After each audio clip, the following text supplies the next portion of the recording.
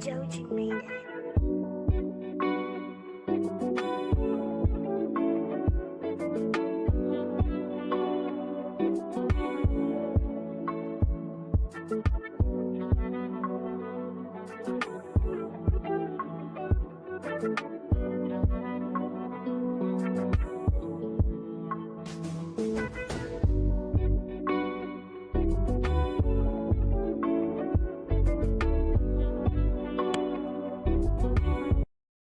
Bonjour, bonjour, bonjour, bonjour. Bienvenue sur le Hardy Chaima Podcast. Je suis votre hôte aujourd'hui, Hardy Chaima. Pour tous ceux qui sont nouveaux, Hardy Chaima Podcast est un podcast basé ici à Dallas, États-Unis. On parle ici de euh, business, de famille et de legacy. Legacy qui veut dire legacy parle d'héritage. Business, pas seulement de manière globale, mais aussi business dans le monde africain, dans la sphère africaine et dans la sphère de la diaspora. J'ai créé ce podcast parce que je voulais avoir une plateforme où je peux exprimer mes idées et aussi laisser des gens euh, africains ou d'autres communautés venir s'exprimer sur des problèmes qui peuvent impacter notre communauté et impacter le monde. Donc, si vous êtes intéressé, envoyez-nous un email à Hardy Group. Hardy, c'est A-R-D-Y. Hardy Group, LLC, @gmail.com pour tous ceux qui veulent participer dans le podcast ou nous poser des questions. J'ai reçu un email de Spotify. J'étais très content parce que Spotify m'a dit que j'ai eu près de 3000 écoutes sur la plateforme, sur toutes les plateformes où on écoute Hardy Chaima Podcast. J'étais content parce que cela montre que ma voix est écoutée, parce que ma voix a été jouée près de 3000 fois. C'est beaucoup.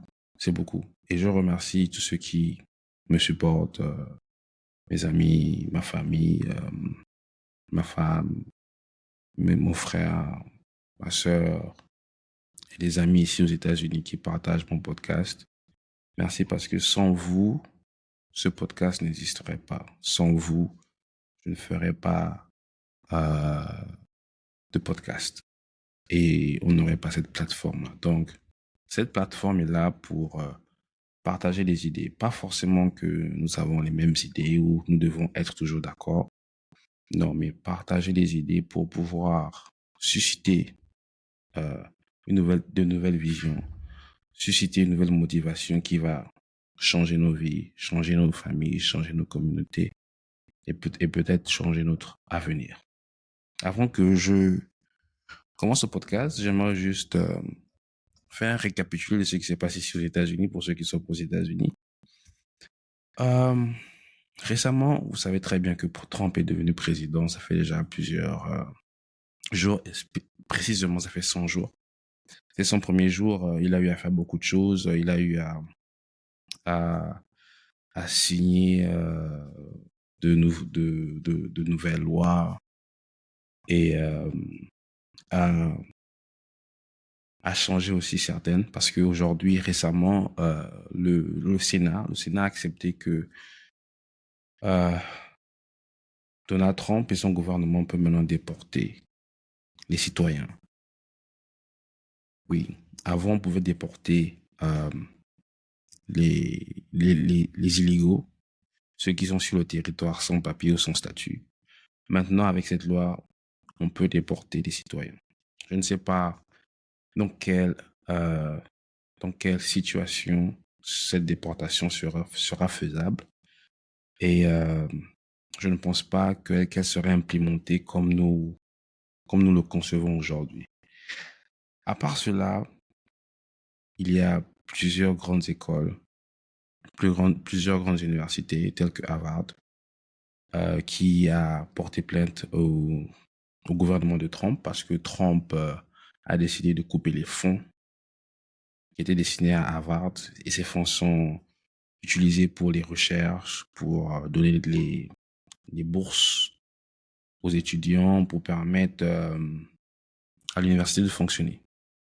Et Trump a décidé de couper les fonds. Pourquoi? Parce que d'après Trump, l'université de Harvard ne reflète pas l'image que lui voudrait. Et c'est quoi cette image?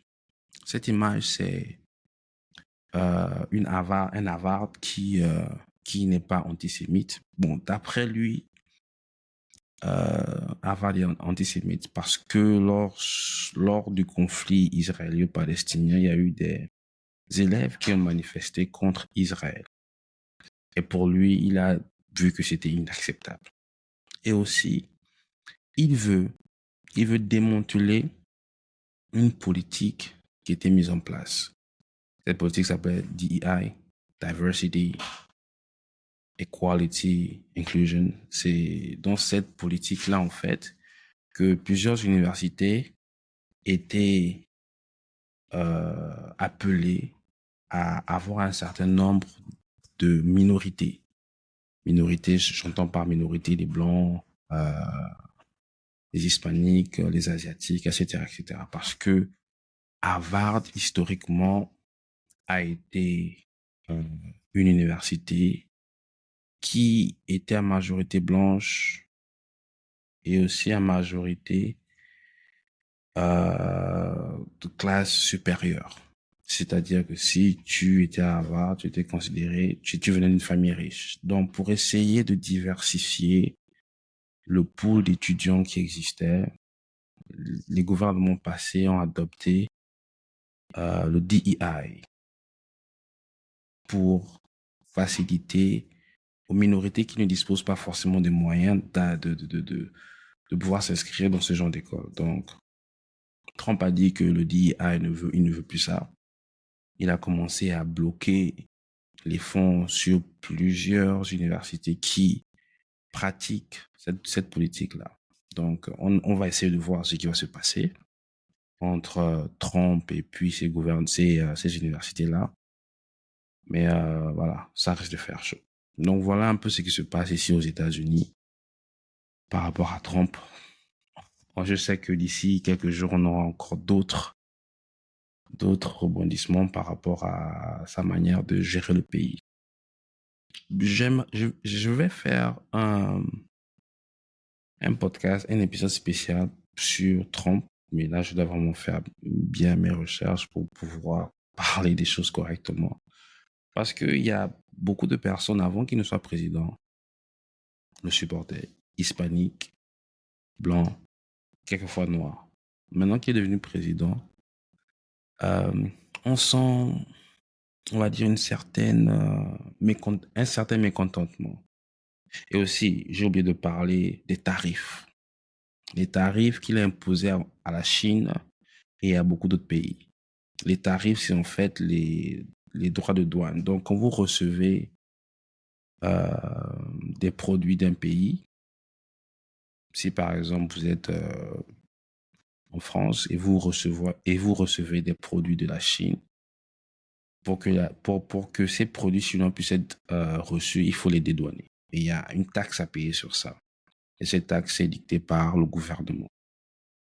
Et Trump a décidé que voilà, la Chine a trop voulu jouer au rusé.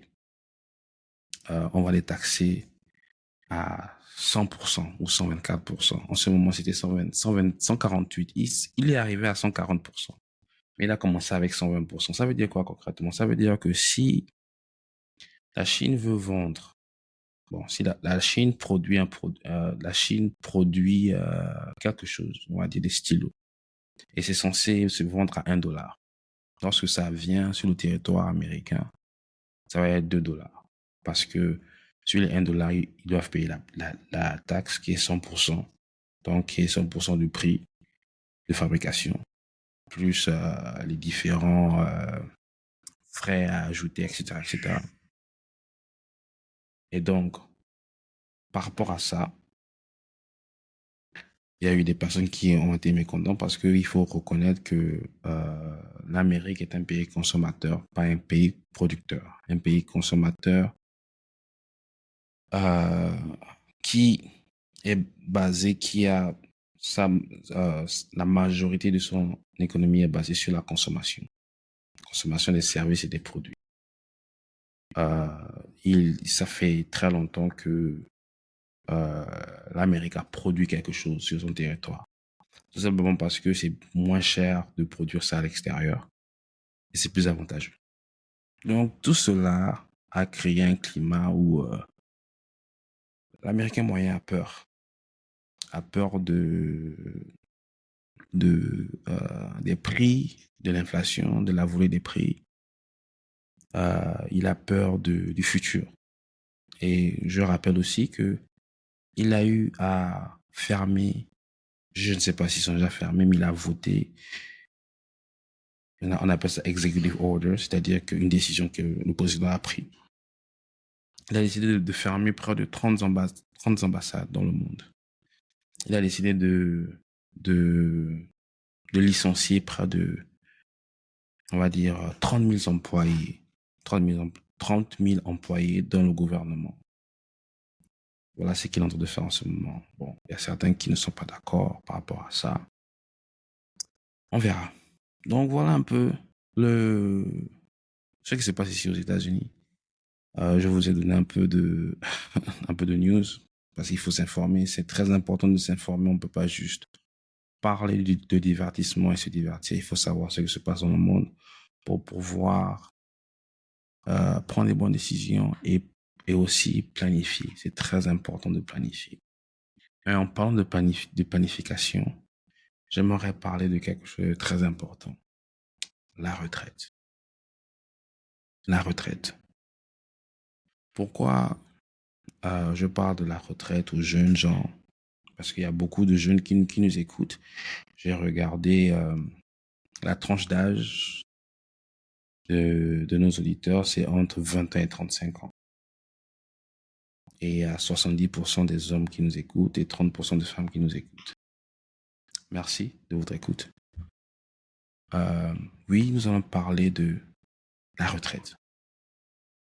J'aimerais parler de la retraite parce que j'ai remarqué que ce n'est pas quelque chose qui est parlé dans notre communauté, dans nos pays. C'est ici aux États-Unis que j'ai vu les conséquences de ne pas préparer une retraite et les connaissances nécessaires pour la préparer. Parce que c'est bien beau de vouloir préparer une retraite, mais si vous n'avez pas les bonnes informations et une bonne planification, vous n'allez pas bien la préparer.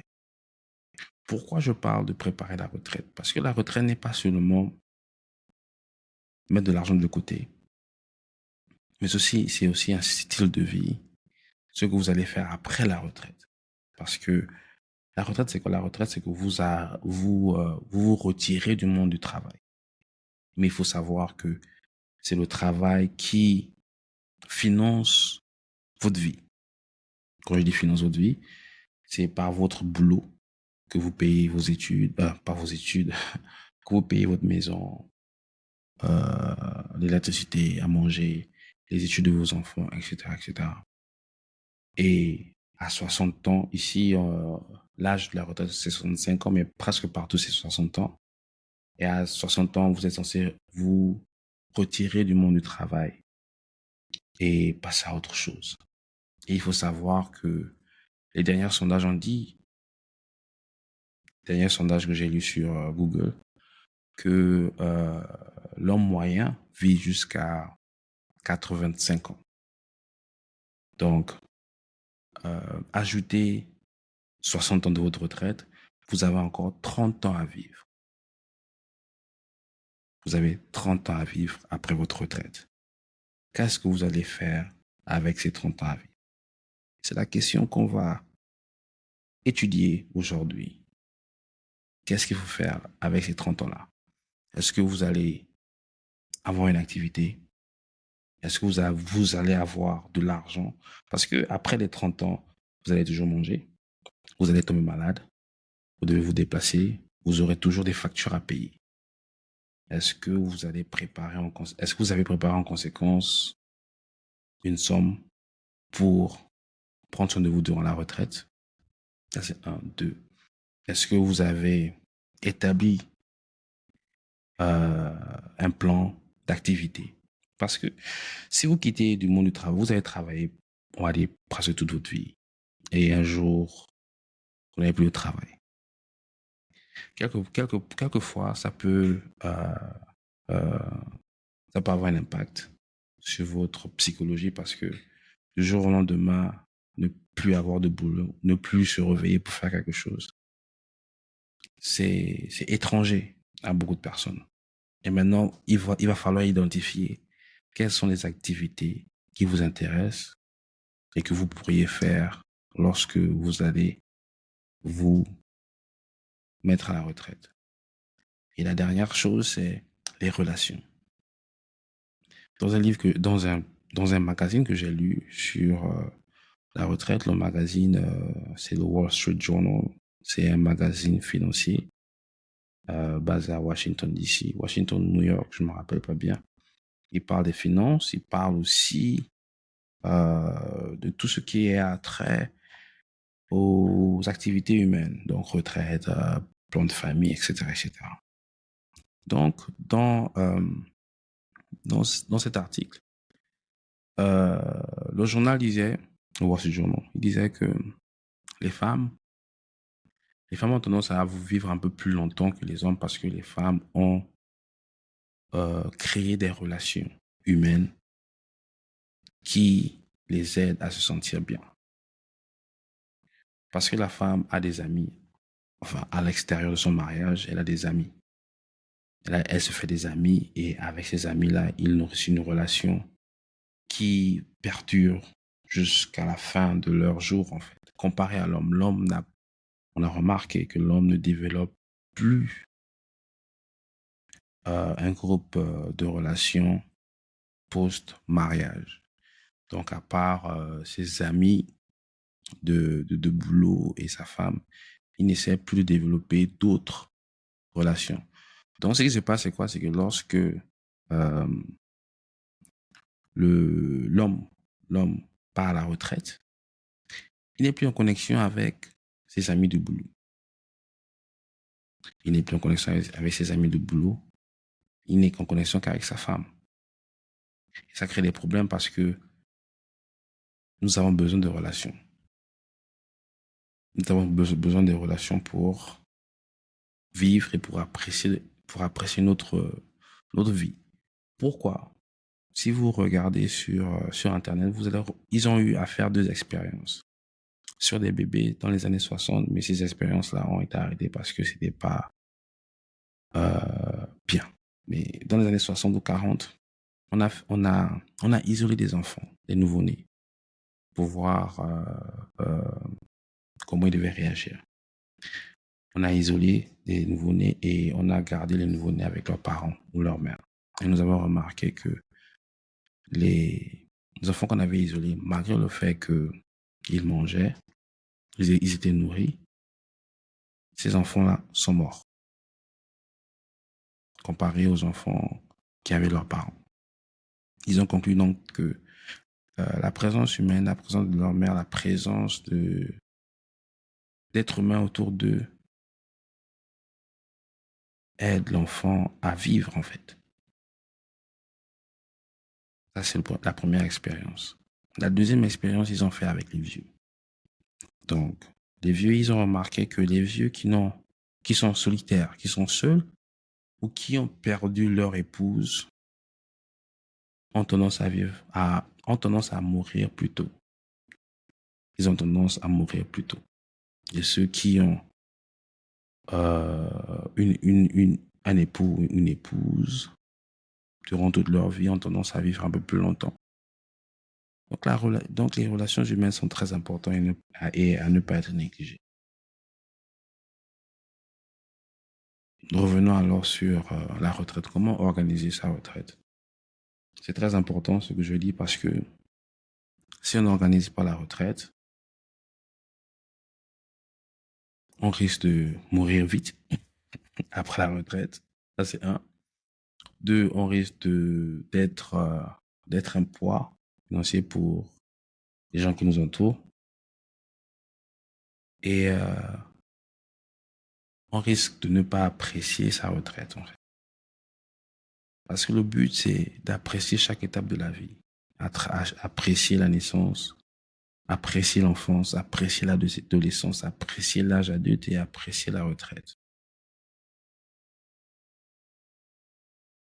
Donc, lorsque l'on travaille, comment faire pour préparer sa retraite? Ici, aux États-Unis, ils ont adopté euh, certains outils financiers. Je vais parler d'abord des outils financiers ici aux États-Unis et puis je vais essayer de rentrer un peu plus en profondeur à d'autres outils qui sont un peu universels que l'on retrouve partout dans le monde. Donc ici aux États-Unis, on a, on va dire, trois ou quatre outils financiers. Lorsque vous travaillez, votre compagnie vous donne ce qu'on appelle le 401k. 401k, c'est un outil financier où vous mettez une partie de votre argent et la compagnie complète. En fait, la compagnie match. Donc, si vous mettez $5, la compagnie va mettre $5. Donc, si vous travaillez pour la compagnie pendant 30 ans et que vous investissez de l'argent, vous aurez un retour après. Donc, le 401k, c'est ça. Et l'argent collecté sera investi dans la bourse. Donc, pour ceux qui ne connaissent pas la bourse, j'ai fait un épisode, je crois, ancien. Si vous regardez sur mon podcast, je parle de la bourse. J'explique ce que c'est la bourse pour ceux qui sont novices. Donc, cet argent dans le 401k est investi dans la bourse, qui est managé par une firme, une compagnie, qui collecte un pourcentage. Et lorsque vous vous présenterez à la retraite, vous allez retirer cet argent en cash. Et quelquefois, vous devez payer des taxes dessus. Ça, c'est le 401k. Ça, c'est l'outil le plus utilisé aux États-Unis. Il y a d'autres outils qui dérivent du 401k, mais je vais m'arrêter au 401k. Deuxième outil, c'est l'assurance vie. Pourquoi je parle de ça comme outil? Parce que l'assurance vie permet à la famille de celui qui va décéder de couvrir les dépenses funéraires, mais aussi avoir de l'argent après sa mort pour que la famille puisse continuer à vivre. Parce que quelquefois, l'homme ou la femme est la personne principale qui rapporte de l'argent à la maison et le fait de le perdre ou de la perdre se manifeste comme une grande absence physique, émotionnelle et économique. J'ai remarqué que souvent lorsque ils appellent ça le breadwinner, c'est celui qui rapporte le plus d'argent à la famille, le plus souvent lorsque cette personne meurt, on a remarqué qu'il y a une perte de qualité dans la vie de ceux qui sont restés. Je prends juste un exemple, une anecdote qui n'est pas partagée dans d'autres pays, spécialement ici en Amérique, mais c'est juste une anecdote. J'avais un ami, on était condisciples au lycée. Ils vivaient bien, ils avaient leur terrain, ils avaient leur maison. Et son père a fait une crise, il est mort. Lorsqu'il est mort, c'est lui qui travaille. La mère ne travaillait pas, c'est lui qui travaillait. Donc il est mort. Et lorsqu'il est mort, la belle famille est venue prendre ses biens. Et du jour au lendemain, mon ami et sa famille se sont retrouvés sans rien. Il avait du mal à s'en sortir. Et pour éviter ce genre de situation, il est bien d'avoir une assurance vie ou un plan personnel mis en place comme un testament pour aider la famille à se gérer après votre mort. C'est très, très, très, très, très important. En Afrique, on néglige cet aspect tout simplement parce que On n'aime pas parler des choses inconfortables. On n'aime pas parler de la mort. Parce que quand on parle de la mort, on pense qu'on appelle la mort sur nous. Je crois qu'il faut quitter un peu de ce prisme-là. La mort, comme la vie, sont des sujets de tous les jours. Et se préparer à ça, c'est important, non pas seulement pour vous, mais pour votre famille, pour que votre mort ne représente pas une sentence pour votre famille, mais une opportunité pour votre famille de continuer à prospérer malgré votre absence. Donc, les assurances vie sont mises en place. Vous payez une certaine somme chaque mois jusqu'à ce que vous mourrez. Et après votre mort, on dispose de l'assurance vie pour payer vos coûts funéraires et on donne une certaine somme à la famille d'après comment vous voulez repartir cet argent. Le troisième point, le troisième outil financier, c'est l'immobilier. Et je pense que l'immobilier, c'est l'outil financier le plus utilisé pour générer des revenus, mais aussi pour préparer sa retraite. L'immobilier. Pourquoi l'immobilier? Parce que la terre, la superficie de la terre a une superficie habitable limitée. La terre a une superficie habitable limitée. Cependant, la population mondiale ne fait qu'augmenter. Je crois que dans les années 2000, si je ne me trompe pas, on était à 4-5 millions, 5 milliards. Maintenant, on est à 7-8 milliards. Et ces personnes devront vivre quelque part. Et posséder la terre ou posséder de l'immobilier peut être aussi un moyen sûr de s'assurer un revenu, mais aussi de s'assurer une retraite. Donc, comment ça se passe? Ici, comme aux États-Unis, comme partout ailleurs, vous achetez des maisons ou des appartements où vous les faites construire et vous les mettez en location. C'est tout simple que ça. Vous les mettez en location. Et quelquefois, au fil des années, des appartements, des maisons que vous avez achetées à, je parle en termes de dollars, à 100, 200 000 dollars, 10, 15 ans, les 100 000 dollars deviennent 5, 600 000 dollars. Parce que la population a augmenté. Il y a une demande forte. Si vous avez fait l'économie ou si vous avez une idée simple de l'économie, plus il y a de l'offre et moins il y a de la demande, les prix baissent. Mais plus il y a de la demande, les prix augmentent. Donc, l'immobilier, comme je disais, est limité. Donc, avec la croissance de la population autour de vous, il y aura plus de personnes qui vont vouloir vivre dans des appartements. Et à cause de ça, ça va entraîner la hausse des prix de vos loyers et des maisons. C'est ce que l'on assiste aujourd'hui ici à Dallas, à Houston. On assiste à une montée des prix. Aujourd'hui, pour acheter une maison, c'est pas moins de 400, 500 000. C'était les mêmes maisons qui coûtaient 100, 200 000 dans les années 90, 2000. Donc imaginez-vous si vous aviez acheté une maison en 90 qui coûtait 150 000. Aujourd'hui, votre maison va coûter 600 000. Aujourd'hui, votre maison va coûter 600 000. Et si vous vendez cette maison, vous aurez au moins 300 000 de profit, au moins. Donc, l'immobilier peut constituer un moyen pour s'assurer la retraite. Maintenant que j'ai parlé des trois outils. Moi, je vais me focaliser sur l'immobilier parce que l'immobilier, c'est un outil un peu plus connu. Donc, ce que je conseillerais et ce que j'ai vu, parce que j'ai un oncle qui, en ce moment où je vous parle, construit, c'est pas mon oncle, c'est le grand frère de ma compagne. Il est en train de construire des appartements et des bungalows, petit à petit,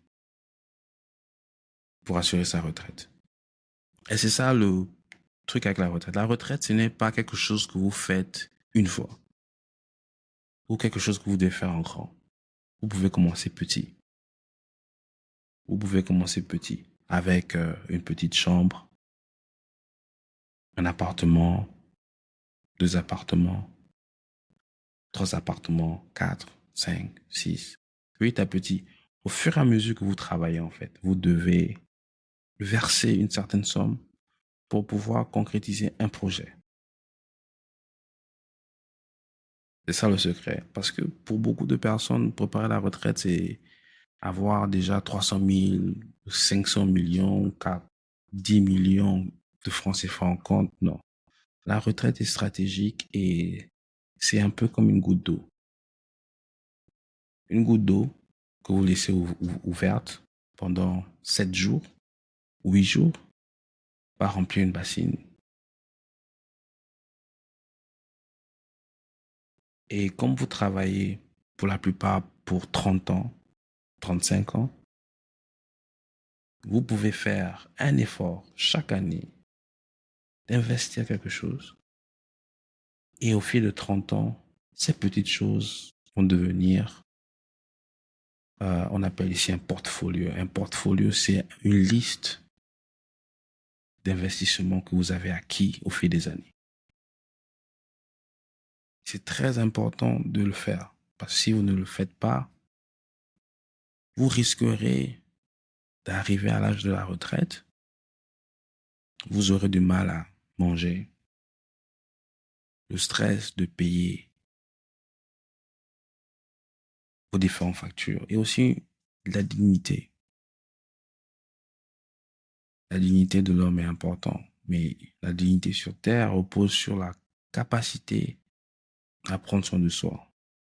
La capacité de prendre soin de soi repose aussi sur la capacité de comprendre et de planifier.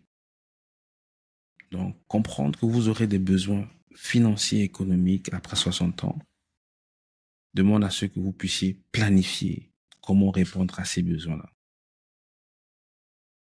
Et pour le faire, il faut commencer aujourd'hui. Aujourd'hui à 20 ans, aujourd'hui à 30 ans, aujourd'hui à 40 ans. C'est très important. Donc le but, c'est d'avoir des appartements. Le but, c'est d'avoir des boutiques.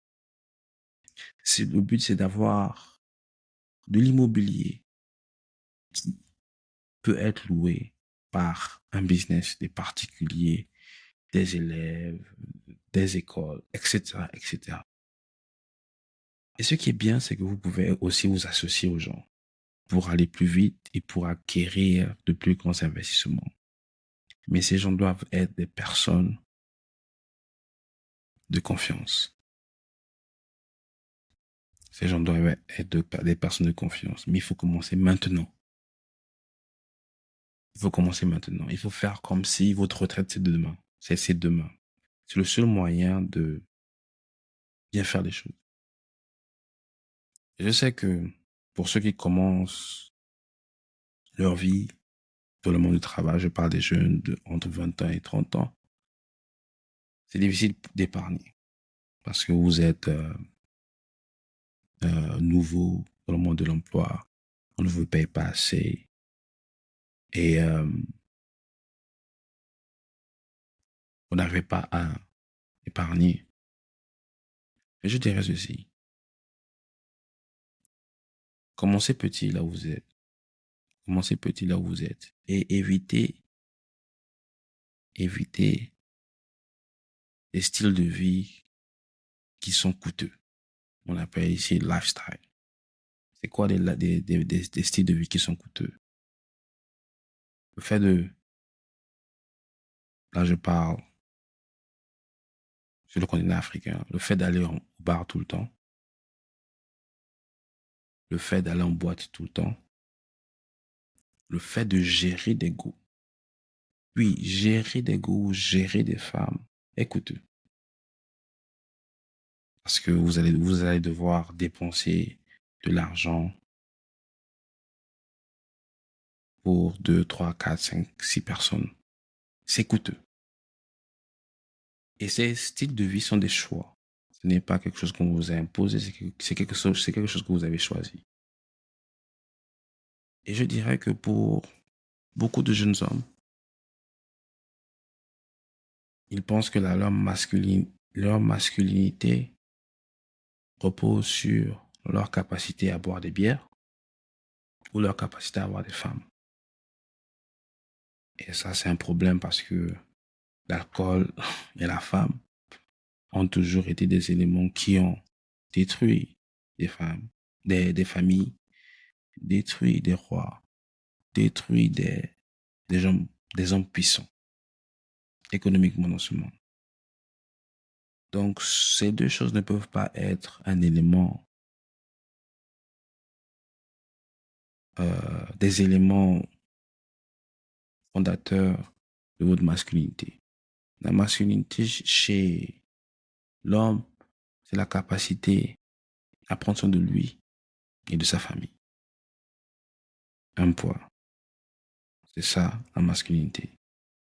C'est la capacité à prendre soin de lui et de sa famille. Ce n'est pas la capacité à boire, fêter ou à avoir des femmes.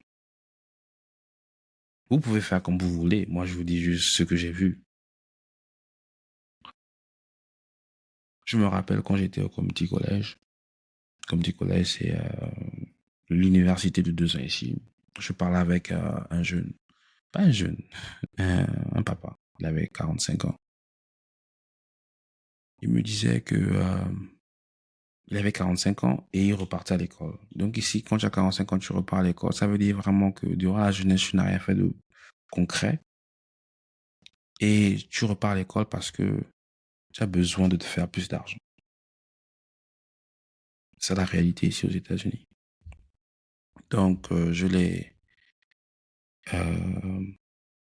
vu, on a parlé. Il m'a dit que l'erreur qu'il a faite, ce n'est pas avoir pris sa vie au sérieux. Il avait des femmes à gauche et à droite. Sa vie, c'était la fête. Et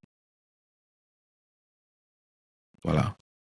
Il n'a rien planifié. C'est pourquoi il préfère retourner à l'école pour essayer de se faire un peu plus d'argent. Donc voilà un peu les problèmes que l'on rencontre dans la vie. Et vous ne voulez pas avoir 60 ans et réaliser les erreurs que vous avez faites. Non, parce que 60 ans, on dit qu'il n'est jamais trop tard. Cependant, il est plus facile de faire des choses tôt que tard. Parce que si vous faites des choses tard, ça va demander plus de force, plus de ressources, plus de temps. Donc votre but, c'est bien vous organiser quand vous êtes jeune, avoir un style de vie normal, investir dans l'immobilier, créer des relations qui sont saines pour vous et votre identité. Ne créez pas des relations où on vous utilise. Ne créez pas des relations où vous êtes minimisé, banalisé. Créez des relations où vous vous sentez bien. Créez des relations où on vous apprécie.